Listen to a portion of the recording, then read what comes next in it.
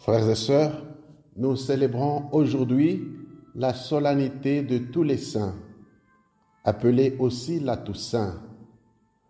La première lecture est tirée de l'Apocalypse de Saint Jean au 7e chapitre, du 2e au 4e verset, puis du 9e au 14e verset.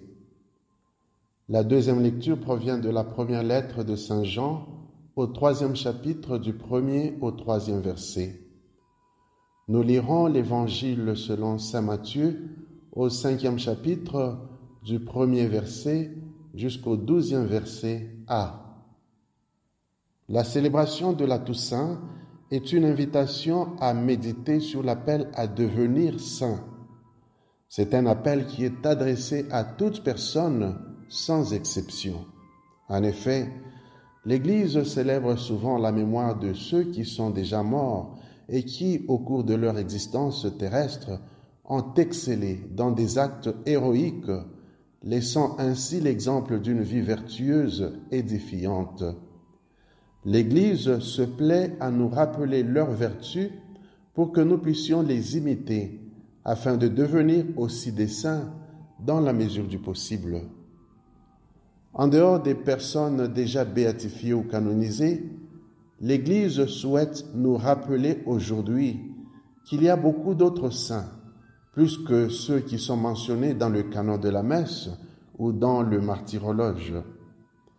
En plus d'être des modèles à imiter, les saints qui sont déjà auprès de Dieu peuvent aussi intercéder pour nous, car nous avons besoin de leur aide au cours de notre marche ici sur terre.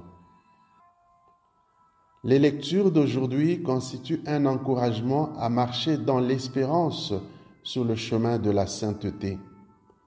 La première lecture nous donne une sorte d'avant-goût du ciel, en nous parlant d'une multitude de personnes qui ont servi le Seigneur et qui ont été sauvées dans le sang de l'agneau.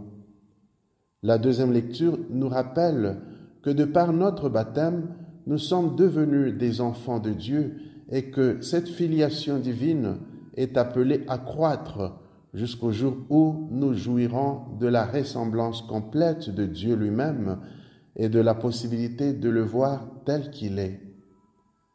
L'Évangile nous montre qu'en nous efforçant de mener une vie vertueuse, nous pouvons vraiment être heureux, déjà en ce monde et plus tard dans l'au-delà. Dans son exhortation apostolique sur l'appel à devenir saint, intitulée Gaudete et Exsultate, le pape François fait un bon commentaire des béatitudes qu'il considère comme étant la carte d'identité du chrétien. Il ajoute que le mot heureux ou bienheureux devient synonyme de saint parce qu'il exprime le fait que la personne qui est fidèle à Dieu et qui vit sa parole atteint dans le don de soi le vrai bonheur. Dans la même lettre, le pape parle aussi des saints de la porte d'à côté, pour montrer qu'il y a des gens qui vivent proches de nous et qui sont un reflet de la présence de Dieu dans le monde. Il nous exhorte à les admirer et à nous inspirer de leurs bons exemples. Le pape termine cette lettre par une invitation à implorer l'Esprit Saint afin qu'il infuse en nous un intense désir d'être saints pour la plus grande gloire de Dieu. Le pape nous exhorte enfin à nous aider les uns les autres dans cet effort de rechercher la sainteté afin de partager ensemble un bonheur que le monde ne pourra nous enlever. Qu'en ce jour où nous commémorons tous les saints, demandons leur intercession, afin qu'ils nous aident aussi à désirer la sainteté et à nous efforcer à devenir des saints pour la gloire de Dieu. Amen.